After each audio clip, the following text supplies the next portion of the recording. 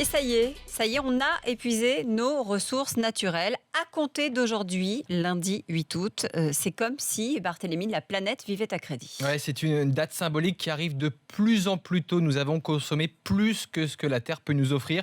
En 1970, ça correspondait au 23 décembre. En 1990, au 13 octobre. En 2010, au 28 août. C'est en moyenne 4 jours de moins chaque année. Cette date, elle est calculée en fonction de notre consommation et de la capacité de la planète à se régénérer. Mais la situation s'améliore. C'est un peu comme le chômage, hein. Il y a une baisse de la hausse. Plus les années passent, moins cette date recule rapidement dans le calendrier. Oui, mais nous consommons quand même de plus en plus. Oui, parce que pour assouvir notre soif de ressources, il faudrait 1,6 planètes. Les Australiens et les Américains sont les champions toutes catégories. Si on vivait tous comme eux, il faudrait 5 planètes. Oui, la population mondiale augmente, mais la consommation moyenne par habitant augmente aussi. Est-ce qu'il y a un espoir de voir la tendance s'inverser ?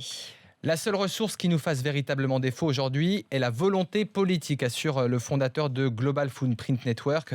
C'est eux qui calculent cette date symbolique. Quelques rares pays simplement ont modifié totalement leur comportement. C'est le cas du Costa Rica qui fonctionne à 99% aux énergies renouvelables. Et dites-moi, la COP 21 dans tout ça ? Ce serait la seule bonne nouvelle. L'accord pourrait entrer en application dès cette année. Pourquoi ?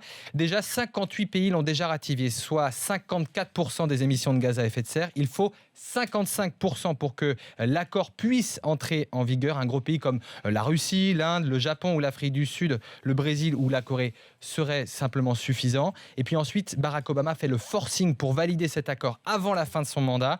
Cela pourrait être fait en septembre. Il veut empêcher que Donald Trump, s'il était élu, puisse le faire capoter.